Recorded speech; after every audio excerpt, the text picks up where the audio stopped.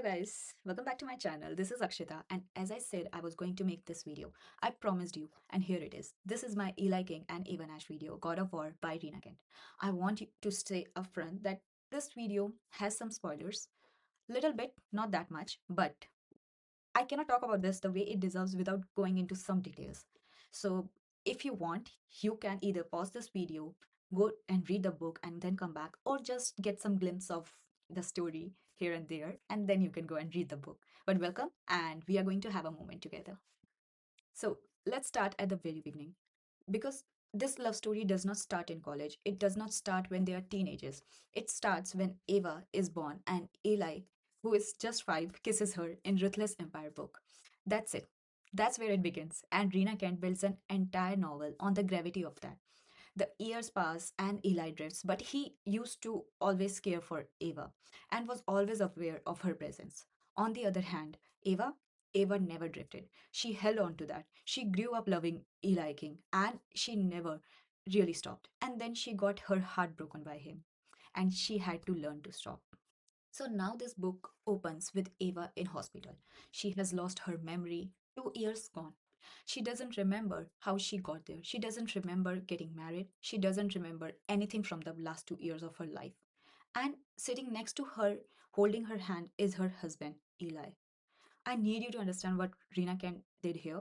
She puts you in the middle of the story in the most vulnerable moment with the biggest question already hanging over everything. Like, how did they get here? What happened? And why does the man who is supposed to love her look like he's carrying the weight of something he cannot say out loud?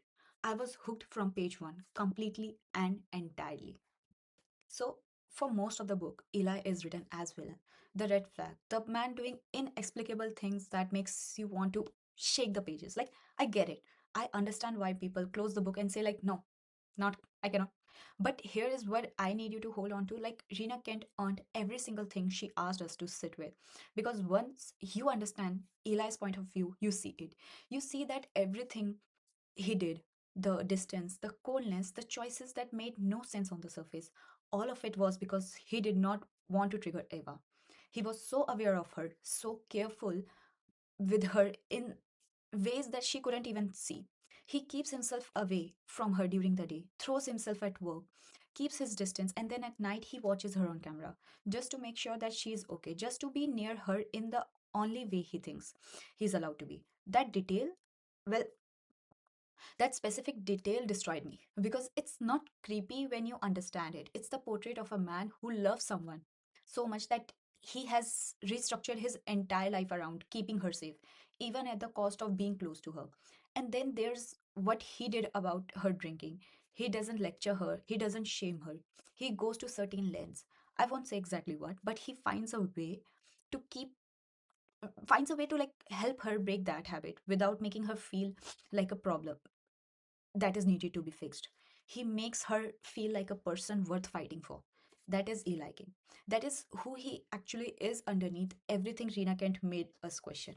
So now Ava, because she deserves her own moment. Ava comes into this book carrying so much heartbreak, psychosis, alcohol, a version of herself that was built around surviving rather than living. She has spent so long being someone who needs to be looked after, managed, handled carefully, and somewhere in that she lost herself. What Eli does for her, and I think this is the most quietly powerful thing in the whole book, is that he makes her feel alive, not fragile, not a burden, not someone whose every move needs to be monitored and controlled. He sees her as a whole person. And for Ava, that might be the most radical thing anyone has ever done for her. Their dynamic is not a rescue story, it's more complicated and more honest than that.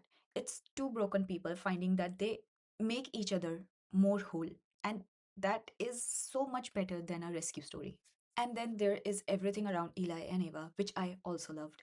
Cole's point of view in this book is so interesting to me because you see his contempt for Eli so clearly. He despises him, and it makes complete sense. Like, he loves Eva, he has watched her suffer, and Eli is the reason. Of course, he despises him, but then he watches Eli. He watches him actually showing up for Eva in ways that no one else could. And that slow, reluctant acceptance from Cole, the moment he stops fighting it because the evidence is right in front of him. That arc was so satisfying. It felt earned. And Aiden, well, Aiden King in this book, the banter between Aiden and Cole, if you have read Royal Elite series, you already know like how much those two in a room together is worth. It was such a gift for readers who have been in this universe from the beginning. A little wink, a little chaos, exactly what the story needed in the moment. It needed lightness. So, God of War, Eli, and Ava, 5 out of 5. Like, no hesitation, no notes. This is not a perfect book in the sense that it's easy. It's not easy. It asks things of you. It asks you to sit with discomfort and trust that Rena Kent knows what she's doing. And she does. She always does. The childhood beginning, the amnesia opening, the man who loves by watching from a distance, the girl who finally gets to feel like more than her struggles. All of it, 5 stars. I want to know how you felt about this one. Leave it leave it your views in the comment section. If you haven't subscribed yet, I'm going to keep making videos exactly like this one. Books that made me feel too much, characters that live in my head, stories worth talking about for more than 30 seconds. So I'll see you in the next one. Bye.